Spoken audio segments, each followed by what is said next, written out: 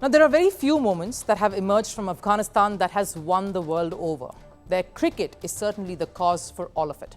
Afghanistan kept their ICC Champions Trophy dreams alive by knocking out England last night. The all-round display saw Afghanistan beating England by 8 runs. A contest that was fought by two equally able sides, with one proving to be the better side. The question now is, can they go all the way?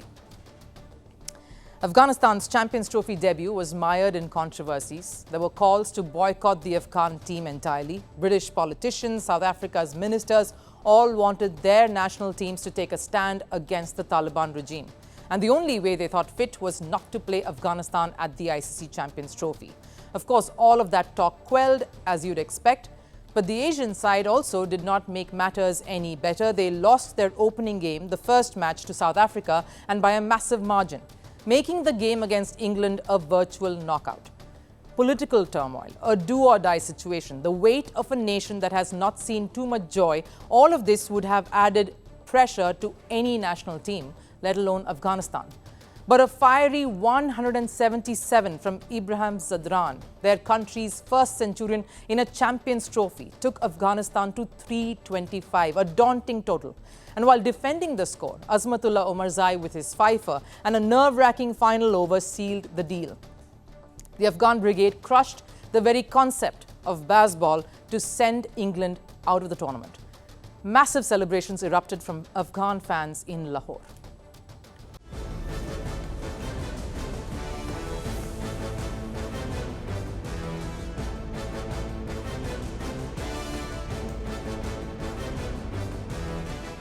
And it wasn't just in Pakistan. Cricket fans in Kabul too were overjoyed.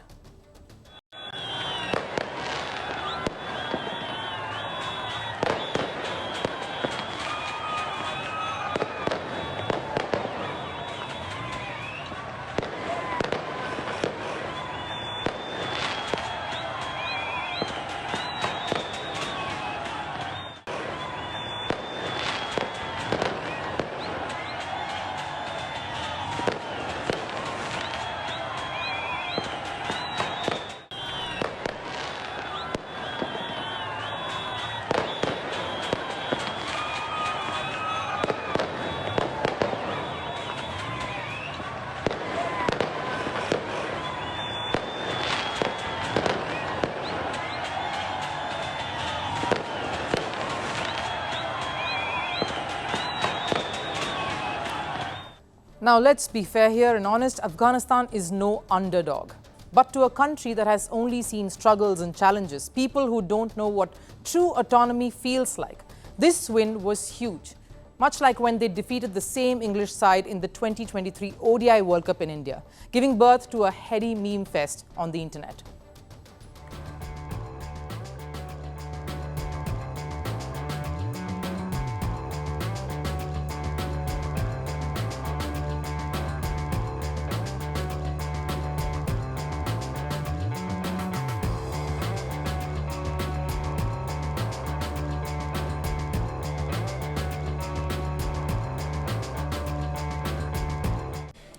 What an insane moment to be a part of for someone like Yunus Khan, one of the coaches of the side. Happiness for anyone associated with Pakistan cricket today is an unknown commodity. So celebrate all you can, Yunus. He's also part of a very eclectic management at Afghanistan that has a former England cricketer for head coach, had a former Indian cricketer for assistant coach, a former West Indian cricketer as bowling mentor. And this Afghanistan team is a sum total of a global effort. There is so much instability and mayhem in their homeland, something they know they cannot control or alter. What they can only do is fight in the manner that they can and know to, playing solid cricket. They are under no illusions about where they have come from, and they're very courageous. You see that in their cricket, and that's the one thing I've not tried to change at all. They know who they are playing for and representing. It's a win the world recognized and toasted to, cherished as much as their own fans.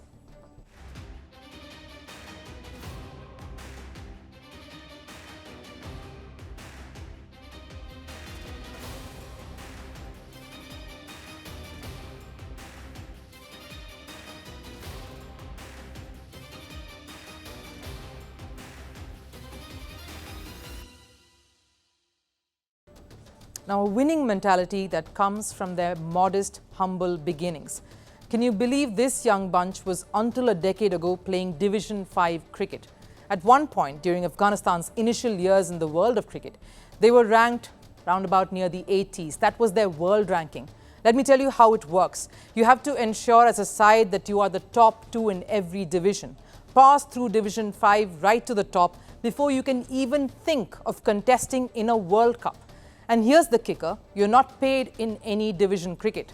For a country that was war-torn, struggling to even make ends meet, making it as an international cricketer had to be the stuff of their wildest dreams. That's the kind of peak every Afghanistan cricketer managed to scale. Here's what a day of a cricketer back then looked like. No money for food, surviving on a packet of biscuits every single day, being a laborer by day and then training later to play in the evening. Some worked in matchbox factories, most worked transporting chickens. At one point, the Afghan cricket team was called Team of Chickens. But guess what? They never chickened out of any fight, which is what they showed last night, which puts them at a position of making it to yet another semi-final of an ICC event. They did that at the T20 World Cup last year, and they have a shot at it once more. Because if you look at how the points table stands, South Africa have just about almost sealed their qualification to the semi-final, even if they lose against England. Afghanistan's next hurdle, of course, is Australia, who are also sitting pretty. Australia and Afghanistan's game becomes a virtual knockout. So whoever wins this match, of course, will be partnered alongside India and New Zealand in that semi-final lineup. Now, if England versus Afghanistan gave you goosebumps, wait for the next encounter. It is sure to be an edge-of-the-seat thriller. Afghanistan has beaten Australia just last year at the T20 World Cup, so this promises to be another high-octane clash. And against a country that has also refused to play bilaterals with Afghanistan. Revenge is surely a dish best served cold, and these Afghans, who, by the way, all know how to cook a decent meal, will surely know how to serve it too. Merci beaucoup. Hi, how are you? Very well, thank you. Thank you for being here. Namaste, Mr. President. Bharat ke logon ko meri namaste. How many people generally follow you in interviews? Typically, in a month, we have viewers up to 150 million. That's more than twice the population of France. And in the last 2 years, we had 3 billion viewers. So I say, Laurent, this is your chance to be famous. You're on Firstpost. One word to describe your equation with Prime Minister Modi. Amitié. As India and France work together, are you creating a new era of non-alignment in the technology space? India is a training superpower. 1 million engineers a year, more than all of Europe and the US combined. So we have that partnership. We have a partnership on the environment and the economy. We also have civilian nuclear programs, and that is something we've developed far beyond the France-India relationship. So we want to work together on AI. And then comes China with its DeepSeek, creating models at a fraction of the cost. Did that innovation take you by surprise? Did that breakthrough make you sit up and think, what did the Chinese do and how? But what did DeepSeek do? They took everything that was already available from the last AI model, and then they recalibrated it. So are you going to ban Chinese AI in France? So we don't have this American approach of banning tech because of where it comes from.